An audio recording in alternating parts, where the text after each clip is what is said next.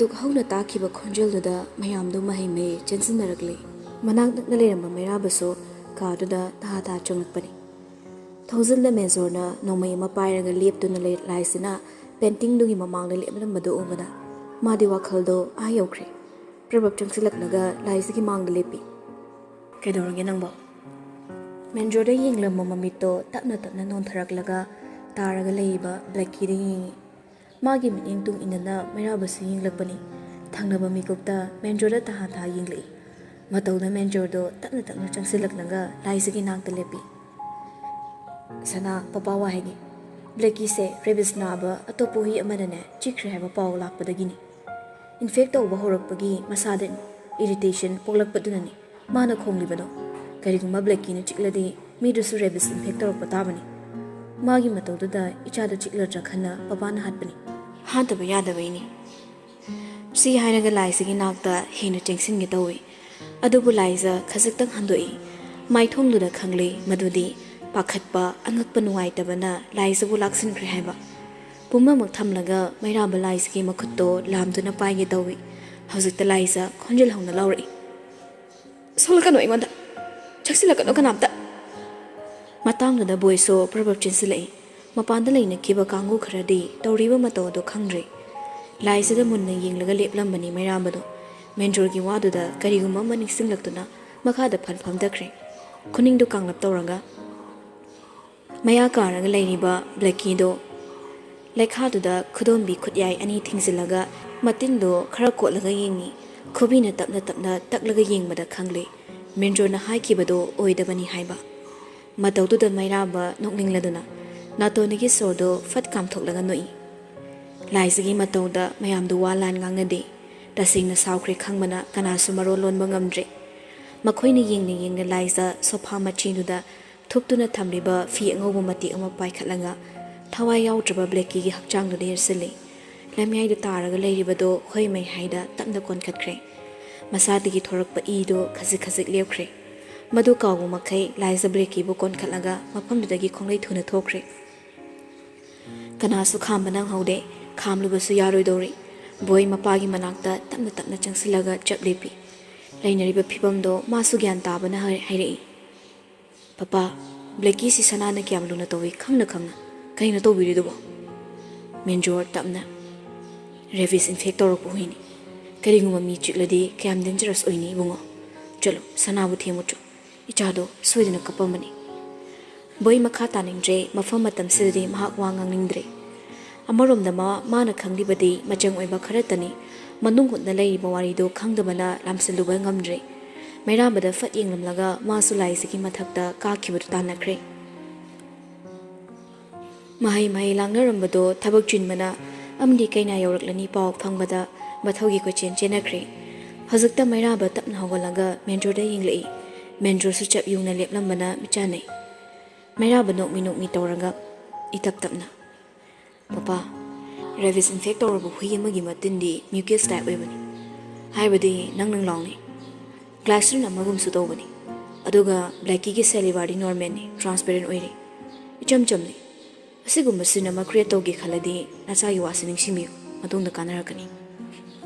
ꯁꯤ ꯍꯥꯏꯔꯒ ꯆꯠꯈꯤꯒꯦ ꯇꯧꯕꯅꯤ ꯅꯨꯄꯥꯗꯣ꯫ ꯍꯥꯏꯔꯝꯂꯤꯕ ꯋꯥꯍꯩꯗꯨꯗ ꯃꯦꯟꯖꯣꯔ ꯅꯣꯛꯂꯒ, "ꯁꯥꯟꯅꯔꯤꯕ ꯄ꯭ꯂꯦꯁꯤ ꯅꯃꯥ ꯅꯆꯥ ꯄꯨꯟꯅ ꯁꯥꯟꯅꯔꯤꯕ꯭ꯔꯥ ꯍꯥꯏꯕꯒꯤ ꯆꯤꯡꯅꯔꯛꯄ ꯀꯨꯏꯔꯕꯅꯤ꯫ ꯀꯔꯤꯒꯨꯝꯕ ꯃꯁꯤꯅ ꯆꯨꯝꯂꯕ ꯃꯩꯔꯥꯕ, ꯑꯍꯜꯒꯤ ꯂꯥꯟꯗ ꯑꯉꯥꯡꯅ ꯌꯥꯎꯔꯛꯀꯅꯨ꯫ ꯈꯪꯂꯕꯁꯨ ꯆꯤꯡꯕꯥ ꯀꯥꯡꯒꯅꯨ, ꯎꯔꯕꯁꯨ ꯅꯃꯤꯠ ꯎꯏꯁꯤꯜꯂꯨ꯫ ꯉꯁꯤ ꯑꯩꯅ ꯕ꯭ꯂꯦꯛꯀꯤ ꯍꯥꯠꯂꯝꯗ꯭ꯔꯕ ꯌꯨꯝꯁꯤ ꯀꯔꯤ ꯐꯤꯕꯝꯗ ꯂꯩꯔꯝꯒꯅꯤ ꯍꯥꯏꯕ ꯅꯪ ꯈꯪꯉꯕ꯭ꯔꯥ?" ꯄꯥꯎꯈꯨꯝ ꯄꯤꯔꯝꯗ꯭ꯔꯦ ꯃꯩꯔꯥꯕꯗꯣ ꯀꯩꯅꯥ ꯂꯥꯛꯄꯒꯤ ꯙꯣꯜꯅ ꯅꯛꯁꯤꯜꯂꯛꯄꯒ ꯃꯄꯥ ꯆꯥꯅꯅ ꯀꯥ ꯑꯗꯨꯗꯒꯤ ꯈꯣꯡꯂꯩ ꯊꯨꯅ ꯊꯣꯛꯈ꯭ꯔꯦ꯫ ꯍꯧꯖꯤꯛꯇ ꯃꯦꯟꯖꯣꯔ ꯐꯨꯟꯒꯠꯂꯝꯕ ꯁꯣꯔꯗꯨ ꯇꯞꯅ ꯍꯣꯟꯊꯩ꯫ ꯅꯨꯄꯤ ꯊꯤꯜꯂꯛꯄꯒꯤ ꯌꯨꯝꯗꯣ ꯄꯨꯡꯂꯥꯡ ꯂꯥꯡꯕ ꯃꯇꯝꯅꯤ꯫ ꯉꯥꯏꯍꯥꯛꯀꯤ ꯑꯣꯏꯅ ꯐꯨꯟꯒꯠꯅꯈꯤꯕ ꯃꯤꯄꯥꯏꯕꯒꯤ ꯅꯨꯡꯁꯤꯠꯁꯤꯡꯗꯣ ꯃꯐꯝ ꯆꯥꯅ ꯂꯣꯠꯁꯤꯜꯂꯒ ꯊꯝꯅꯈ꯭ꯔꯦ꯫ ꯃꯍꯩ ꯂꯥꯡꯅꯔꯤꯕꯗꯨꯗ ꯃꯥꯏ ꯑꯣꯟꯁꯤꯟꯅꯩ꯫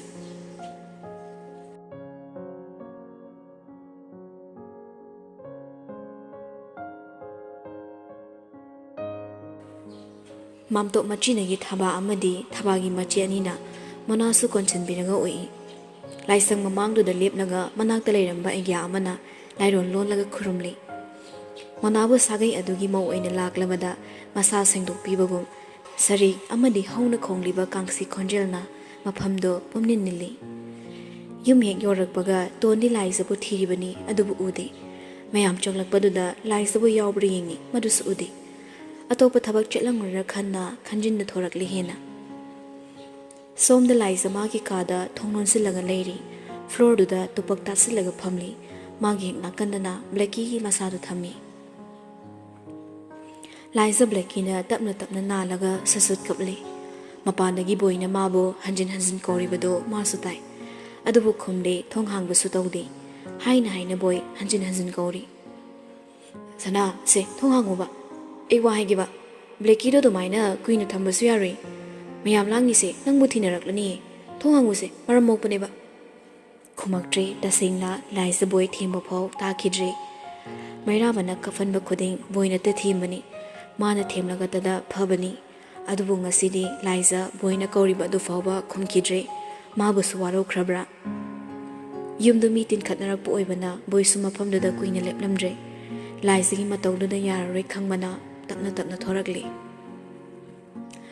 Somda bor mamanaba mayam pullibado laifam amata khangnadre. Makhoi kharana panglang langjabani liosu wari khangdabana mamanaba mayamdogi awat apa ko chincheli. Mairabasu mayam marakti yauri haisabatani lapthokna lei. Laisana kari tawrongani. Blackie wa khaktanata laisana hojik khalamgadaba wakhal jingnabana langoi chansilamgadabado khaluranga maha leifam khangre. Adubu hojik thimluba yaba matamni natri. Mayamna famnariba table dogi khwaidagi maning oiba table duda mathanda famlamani. Tanjadoda rex sangsilaklaga nakanda famtharakli. Rex ni khangmana mairabado tablapna. Kamai dore. Rexo sorta no hondok langa. Maming Rose Thodam mix ni. Mapana maite, mamana cookie. CCP hospital gi lepta morphine injection test over technician ni. CCP hospital dagi rims ka maina puranga hat kibano haibado kupna thiri. Aduda mairaba. Aina ariba case file khara phaktu ni yengmada. Masigi matam amada brown sugar pursilakpada ming yaramagi record ama thengni. Adubo false report ni haidana DC masamang nakakthakibagi lerami. Matangsidani aina ko yam sarise. Munna taram wari ni haifam tofum khangna mairaba sordu sangna mohon tharanga mamitto tapnu shinkre. Rex na makhatari tamlapna. Killer siyam haina hali. Masada mi amana halambani haibagi kudamamta thanamde. Fingerprint na jingba phangbagi yabagi hakchangda amata thamlamde. Suicide tawjabagi mo'osu amuk malale. Notes so nang nakainay fanglino. Nupidogi kongao puketaini. Kana so changsila yengde. Aina changsila chingnamam leibada yengmani. Adudi murder sina nang masakhangle. Nahan gi thodoktuga same person ni haibai mo'ongni. Khenari ba haibabo note to the iramlibo wahi mate tudani. Special gift to my old friend SP Nandaras hairamlibadani. Imasiga Nandaras kada direct singnarak may mo'ongni. Adubu yam nuribadi media gi machin men mo ongda suicide mala libasini. Media ni irang horakladi ekoi support legadabani. Mairaba khomaktre kanana karigidama thabaksi pangthoklibano karigidama mari lenadaba mi bo halibano khallabaso mari sulai lenade haiba yaroi dori. School to the firecrackers tharamnibado sudeda kariguma ma singna ningsinghanbagumani. Aduga legal truck makhalama oiba Anastasia kapsilanga halamnibasiso Sudeda atamna tawbani haiba yari. Matangsida Nandaras punapdibana karingi. Matam pumnamakta mahakna maral laiti khaliba Nandaras iso Arun marala malayrabra. Wahang makhal ni nongmadi soidana fonglagadaba pakhumdo ngaingamdadana khallaga yengli. Mana fana thidok ninglaso akhuta lo paidabana matangsidri reksa tarakle. Phamlamadagi tapna hawalanga hairami. Lotpagi lotpa handaki norsi masu lotlase. Manungda thiba yaba thiraga yengba haiduni. Babanandana wari amadi hawdokke. Madudi tanjai phangmaga ai tawroge. Fare nangsu enjoy tawba yabra yeng. Wahaidudan hairamlaga mairaba yung manunglomda changsinkre. Nupi thilakpagi langnaramba mayamdo hanakhrabagi moongni. Hiyang hangli. Atay koithoktana laisigi ka tamna chumjing lakpani. Khalamaga chap chana thokle. Boiliyo thaba monado laisigi thongjilduda chap lepnaga lerami. Monasu kapluba mali Thabadi thawai wana machagi thong thilli. Sana se ichadi maram mokpani. Se thong se muk thago kaidoge. Athaiga wari saningdrasune imaga sasi. Papa menjona tawrido ichabusu oningdaba inine. Se thong hango thong se hango kaidoge nangbo. Adu kanna hanjin hanjin kauribado manungdagi pakhum amata pirakte. Laisa tekta kaidana lei haibadi khangmana makhoi sunam phuda changbadi tawde. Mairabasu tapna changsilaklaga leplare. Laisa bo kaudringe liyoda onsilaga haire. Mishu yam lehodramani. Robot na loishilaga haibani. Chalo le ne pathana motor matam se thengi. Thabar se yausila e mona da yenglaga. Mona chango. Ngasi gi numitsida kapna lawnaba marakta yawrano. Mona tapna. Ima sana se kamai tawdoino. Thaba mamikna mairabada haife yenglaga. Kaishu tawroida. Chalo noi patharo. Ibungo chango swaidane yaya langlaroishi. Mama na haiduna phare khalai. Machalgi kada haifedang yenglamlaga mairabagi saganda popot tharami. Monasu thongda handan da yenglamlaga liyogi tung inakre. Thabada omu changsilaga machabo hanna kawi. Khonjel doso nekle. Magi thoibi. Bleki do aduna thamba kui ne yaroi ne nangbo. Nane na tambi. Ichasu nga saidagi ko chen mada kem da chakidri. Imaga chak charusilo. Ichama buklalon bani. Thong se hango kaido ke sana. Boydi lady haiba khaktane magi thembagi matam loikre themna wahai amamu leitraduna walda nga tharanga lepli haibatane wakhalli ahangba tiya do kai pai pairi magi wakhalsu amane matam bumna makta mara leite khaliba mapa menjorse kari aranba tawduna jiba phawwa halakliba no haina tungda lepliba mairaba khongkap amane thabagi nakta changsile makuna thongda kokok toranga itap tapna sana yamungne Manungda leiramba laisado khonjilduda yengloi ngasaidagi phamung makhada unglaga phamamani yengna amuk hana tarai khonjildo nangna tumin sumlerade mayam suloi pakhanare mi pakhalangano sanadi maramokpani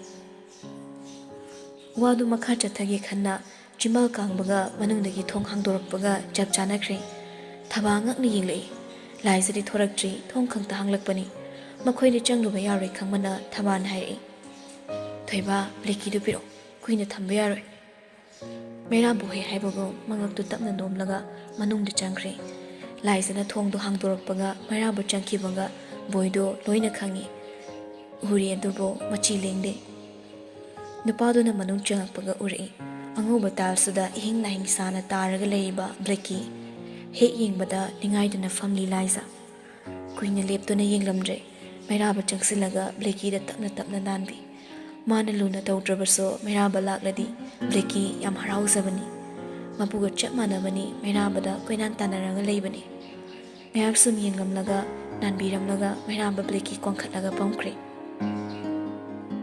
laise sukhangi adubu khamlodre thongdo hangdoklaga thongjina lepliba thabada tapna haire ima bleki se kem tawdabani sopa paibada kemta infect toroi angang koraga famcha Wadu haiba loidringe thabana Ima gyantai kadai biro Thaba mairabadagi hui lauraga pukre Hauzik phawa boy machi lengde Mairabaso haifetang yenglamlaga manung changlai Hauzik phawa yu oina malai sabo kaungangde Madugi mahut tamna changsilaga hekna kanda phamtharai Asun dimi ko khara leiramlaga laisana kaurai Mamito chumring yenglaga Yambo Mairaba khumlakti madugi mahut tampakta pharakta na thamliba laisagi makhut nama tapna paisinbiri bleki si papa naido chumra ai chumba pa khumpami yamuoina khumo doctor amoina khumo nade bleki ge shudode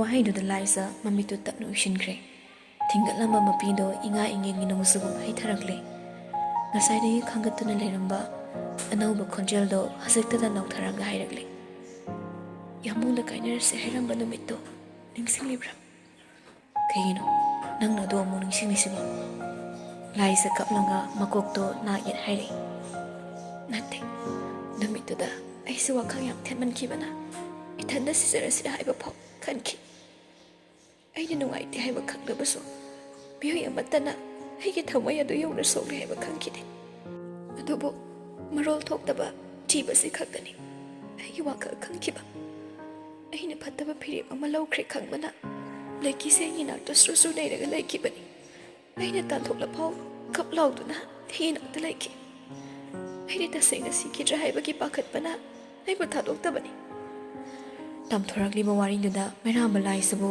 ꯂꯥꯞꯅ ꯊꯝꯕ ꯉꯝꯃꯛꯇ꯭ꯔꯦ ꯇꯞꯅ ꯆꯤꯡꯁꯤꯜꯂꯒ ꯂꯥꯏꯁꯤꯕꯨ ꯃꯊꯥꯗ ꯀꯣꯟꯁꯤꯟꯕꯤ ꯃꯀꯣꯛꯇꯁꯨ ꯇꯞꯅ ꯇꯞꯅ ꯅꯥꯟꯕꯤꯔꯒ ꯅꯨꯡꯁꯤꯅ ꯊꯦꯝꯖꯤꯜꯂꯤ ꯌꯥꯝꯃꯨꯛ ꯂꯥꯜꯂꯦꯁꯅ ꯅꯪꯕꯨ ꯑꯗꯨꯒꯨꯝꯕ ꯐꯤꯔꯦꯞ ꯑꯃ ꯂꯧꯍꯟꯈꯤꯕ ꯋꯥꯍꯩꯗꯨꯒꯤꯗꯃꯛ ꯑꯩ ꯂꯥꯜꯂꯦ ꯕ꯭ꯂꯦꯛꯀꯤꯗꯁꯨ ꯂꯥꯜꯂꯦ ꯍꯥꯏꯖꯒꯦ ꯃꯥꯕꯨ ꯄꯥꯈꯠꯍꯟꯕꯒꯤ ꯃꯥꯒꯤ ꯃꯆꯦ ꯁꯅꯥꯕꯨ ꯀꯞꯍꯟꯕꯒꯤ ꯑꯩ ꯂꯥꯜꯂꯦ ꯍꯥꯏꯔꯨꯒꯦ ꯀꯔꯤꯒꯤꯅꯣ ꯄꯄꯥ ꯃꯦꯟꯖꯦꯠꯅ ꯃꯥꯕꯨ ꯍꯥꯠꯂꯤꯁꯦ ꯑꯩ ꯄꯪꯗꯦ ꯑꯃꯨꯛ ꯏꯉꯥꯎ ꯉꯥꯎꯅ ꯂꯩ ꯍꯥꯏꯗꯨꯅ ꯃꯣꯏꯅ ꯑꯩꯕꯨ ꯑꯄꯪꯕꯤꯅꯤ ꯈꯜꯂꯤꯗꯣ ꯑꯩ ꯑꯄꯪꯕꯤ ꯅꯠꯇꯦ ꯃꯥꯒꯤ ꯀꯔꯤ ꯑꯔꯣꯟꯕ ꯆꯤꯡꯅꯕ ꯂꯩꯕꯒꯤꯅꯣ ꯃꯔꯥꯗ ꯏꯆꯠꯅꯕ ꯖꯤꯕ ꯍꯥꯠꯂꯤꯁꯦ ꯀꯔꯤ ꯋꯥꯅꯣ ꯃꯣꯏꯅ ꯂꯣꯠꯂꯤꯁꯤꯕꯣ ꯑꯩꯕꯨ ꯑꯁꯨ ꯌꯥꯝ ꯆꯃꯝꯅꯍꯟꯕ ꯀꯩꯒꯤꯅꯣ ꯃꯈꯣꯏꯅ ꯂꯣꯠꯂꯤꯁꯦ ꯋꯥꯐꯝꯗꯨ ꯆꯤꯡꯅꯔꯝꯒꯗ꯭ꯔꯥ ꯈꯟꯅ ꯈꯟꯅ ꯆꯤꯡꯅꯔꯝꯂꯦ ꯃꯩꯔꯥꯕ ꯄꯥꯈꯠꯂꯞ ꯇꯧꯏ ꯂꯩꯔꯤꯕ ꯐꯤꯕꯝꯁꯤ ꯂꯥꯏꯁꯤꯗ ꯁꯤꯀꯤ ꯑꯃꯐꯥꯎ ꯈꯪꯍꯟꯅꯤꯡꯗꯦ ꯈꯪꯂꯒ ꯀꯔꯤ ꯑꯣꯏꯈꯤꯅꯤ ꯀꯔꯤ ꯈꯪꯖꯤꯟꯈꯤꯅꯤ ꯈꯜꯂꯨꯕꯗ ꯇꯥ ꯍꯥꯏꯔꯛꯂꯦ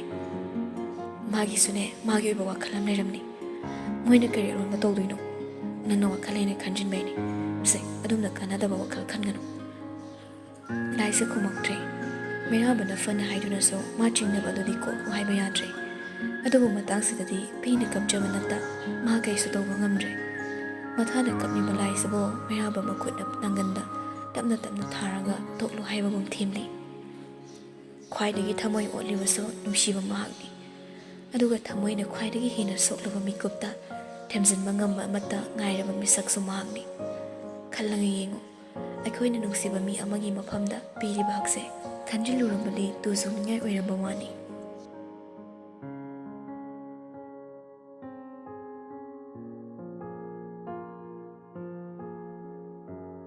ꯁꯣꯝꯗꯅ ꯀꯝꯗꯧꯔꯤ ꯆꯦꯟꯕ ꯅꯨꯃꯤꯠꯇꯒꯤ ꯍꯧꯔꯒ ꯏꯔꯥꯡ ꯂꯥꯡꯂ ꯁꯥꯕꯤ ꯁꯥꯅꯧ ꯑꯅꯤꯗꯣ ꯉꯁꯤꯁꯨ ꯏꯔꯥꯡ ꯂꯥꯡꯅ ꯑꯗꯨꯃꯛ ꯂꯣꯏꯁꯤꯟꯈ꯭ꯔꯦ ꯂꯤꯌꯣꯅ ꯐꯝꯖꯥꯎꯗꯨ ꯁꯦꯝꯂꯤ ꯃꯅꯥꯅ ꯀꯩꯅꯥꯒꯤ ꯐꯃꯨꯡꯗꯨꯗ ꯐꯝꯂꯒ ꯃꯥꯏ ꯑꯣꯟꯁꯤꯟꯅꯔꯒ ꯋꯥꯔꯤ ꯇꯧꯔꯤ ꯕ꯭ꯂꯦꯛꯀꯤꯁꯦ ꯅꯍꯥꯟꯗꯒꯤ ꯆꯥꯔꯝ ꯊꯛꯂꯝ ꯈꯪꯗ꯭ꯔꯕꯅꯤ ꯍꯩꯁꯤꯡꯄꯣꯠ ꯅꯨꯃꯤꯠꯇ ꯁꯅꯥ ꯂꯥꯞꯄ ꯎꯕꯗ ꯃꯥꯅ ꯍꯔꯥꯎꯕꯗꯣ ꯑꯩ ꯃꯤꯠꯇ ꯎꯔꯤ ꯂꯨꯍꯣꯡꯕꯁꯤꯃꯗꯤ ꯁꯤꯗꯅ ꯍꯦꯟꯅ ꯀꯣꯝꯂꯅꯤ ꯍꯥꯏꯗꯅ ꯁꯤꯗ ꯂꯩꯍꯟꯕꯅꯤ ꯑꯥꯗ ꯑꯗꯨꯝ ꯂꯩꯍꯜꯂꯝꯃꯗꯤ ꯑꯁꯨꯃꯥꯏꯅ ꯇꯧꯗꯕꯁꯨ ꯌꯥꯏ ꯃꯣꯅꯥꯗꯨ ꯃꯊ꯭ꯋꯥꯏ ꯅꯨꯡꯉꯥꯏꯇ꯭ꯔꯦ ꯈꯪꯗꯅ ꯂꯤꯌꯣꯅ ꯇꯞꯅ ꯊꯦꯝꯖꯤꯜꯂꯤ ꯄꯄꯥꯅ ꯈꯪꯐꯝ ꯂꯩꯗꯅ ꯇꯧꯕ ꯑꯣꯏꯔꯝꯕꯁꯨ ꯌꯥꯏꯗ ꯁꯅꯥꯅ ꯌꯥꯝ ꯂꯨꯅ ꯇꯧꯏ ꯈꯪꯉꯤꯅꯤ ꯃꯔꯜ ꯂꯩꯇꯅ ꯑꯗꯨꯃꯥꯏꯅ ꯀꯩꯁꯨ ꯇꯧꯔꯣꯏ ꯍꯦꯟꯅ ꯈꯟꯖꯤꯜꯂꯅꯨ ꯑꯩꯁꯨ ꯅꯨꯡꯉꯥꯏꯇꯦ ꯑꯗꯨ ꯑꯣꯏꯔꯁꯨ ꯔꯦꯕꯤꯁ ꯏꯟꯐꯦꯛ ꯇꯧꯏ ꯍꯥꯏꯔꯤꯗꯣ ꯊꯥꯖꯕ ꯌꯥꯔꯤꯅꯤ ꯑꯩꯈꯣꯏꯕꯨ ꯁꯛ ꯅꯨꯡꯉꯥꯏꯇ꯭ꯔꯤꯁꯤꯅꯗꯤ ꯁꯅꯥꯗꯤ ꯀꯩ ꯑꯣꯏꯔꯝꯅꯤ ꯃꯤ ꯑꯃꯗ ꯂꯣꯏꯅꯕꯒꯨꯝ ꯆꯞ ꯃꯥꯟꯅꯅ ꯂꯣꯏꯅꯕꯅꯤ ꯊꯥꯏꯅ ꯁ꯭ꯀꯨꯜ ꯗ꯭ꯔꯦꯁ ꯁꯦꯠꯄꯤꯔꯒ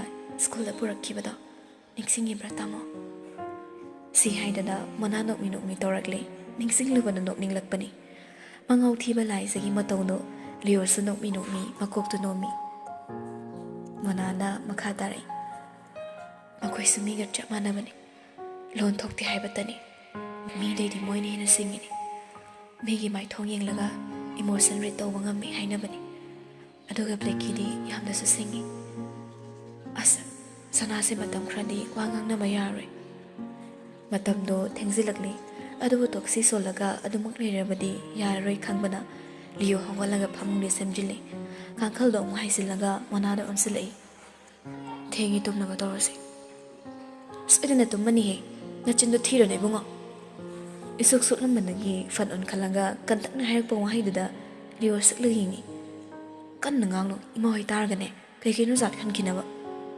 ꯃꯣꯅꯥ ꯐꯝꯂꯝꯕꯗꯒꯤ ꯍꯧꯒꯠꯂꯒ ꯄꯥꯈꯨꯝ ꯄꯤꯔꯤ ꯇꯥꯔꯣꯏ ꯑꯁ ꯌꯥꯝ ꯆꯥꯎꯕ ꯀꯥꯁꯤꯗ ꯉꯥꯡꯅꯔꯒ ꯀꯃꯥꯏꯅ ꯃꯄꯥꯟ ꯇꯥꯗꯣꯏꯅꯣ ꯑꯆꯨꯝꯕꯗꯣ ꯍꯥꯏꯖꯕꯅꯦ ꯑꯩꯗꯤ ꯇꯨꯝꯅꯕ ꯇꯧꯔꯁꯤ ꯀ ꯍꯥꯏꯔꯤꯗꯣ ꯌꯥꯝ ꯔꯥꯁꯤ ꯌꯥꯎꯗꯕ ꯑꯁꯦꯡꯕꯗꯣ ꯗꯥꯏꯔꯦꯛ ꯍꯥꯏꯔ ꯂꯣꯏꯔꯦ ꯇꯨꯝꯁꯨ ꯇꯨꯝꯃꯣꯏꯗꯕꯗ ꯇꯨꯝꯃꯁꯦ ꯍꯥꯏꯕꯗꯣ ꯄꯛꯇꯕ ꯉꯥꯡꯅ ꯐꯝꯖꯥꯎꯗꯨꯗ ꯀꯥꯈꯠꯈ꯭ꯔꯦ ꯂꯤꯌꯣꯁꯨ ꯅꯣꯡꯃꯩ ꯃꯇꯨꯡ ꯏꯟꯅꯔꯒ ꯈꯨꯝꯃꯤ ꯑꯩꯅ ꯉꯁꯤ ꯑꯁꯦꯡꯕꯩ ꯇꯨꯝꯊꯣꯛꯈ꯭ꯔꯗꯤ ꯅꯨꯄꯤ ꯑꯃ ꯀꯞꯍꯧꯗꯣꯏꯅꯤꯁꯦ ꯆꯤꯟꯈꯥ ꯐꯩꯔꯦꯡ ꯇꯨꯔꯦꯡ ꯂꯥꯛꯀꯗꯕ ꯋꯥꯗꯣ ꯉꯥꯡꯀꯅꯨ ꯅꯨꯄꯤ ꯅꯨꯄꯥꯒꯤ ꯈꯦꯠꯅꯕ ꯊꯤꯑꯣꯔꯤ ꯑꯣꯏꯅ ꯅꯩꯅ ꯈꯜꯂꯛꯀꯅꯤ ꯉꯁꯤ ꯌꯥꯔꯦ ꯇꯨꯝꯅꯕ ꯇꯧꯔꯁꯤ ꯑꯩ ꯇꯨꯝꯅꯤꯡꯕꯅ ꯂꯣꯏꯔꯦꯀꯣ ꯌꯥꯝ ꯋꯥꯔꯕꯅꯤ ꯇꯨꯝꯃꯁꯦ ꯑꯩꯅ ꯍꯦꯟꯅ ꯋꯥꯔꯕꯅꯤ ꯑꯗꯨꯏ ꯈꯨꯇꯨꯝꯗꯨ ꯅꯠꯇꯦ ꯑꯩꯅ ꯍꯥꯏꯗꯤ ꯅꯣꯡꯃꯕꯨ ꯅꯣꯛꯃꯤ ꯌꯦꯡꯂꯒ ꯍꯥꯏꯔꯛꯂꯤꯕ ꯋꯥꯗꯨꯗ ꯃꯅꯥ ꯏꯀꯥꯏꯕ ꯀꯩꯃꯣꯏ ꯂꯤꯌꯣꯒꯤ ꯄꯥꯝꯕꯣꯝꯗ ꯃꯈꯨꯠ ꯃꯆꯥꯗꯨꯅ ꯁꯦꯠ ꯊꯥꯔꯛꯏ꯫ ꯊꯣꯔꯥꯏ ꯃꯆꯥꯏ ꯅꯨꯄꯥꯁꯤꯗꯤ ꯀꯩ ꯆꯥꯒꯦ ꯉꯥꯎꯁꯤꯟꯅꯩꯅꯣ?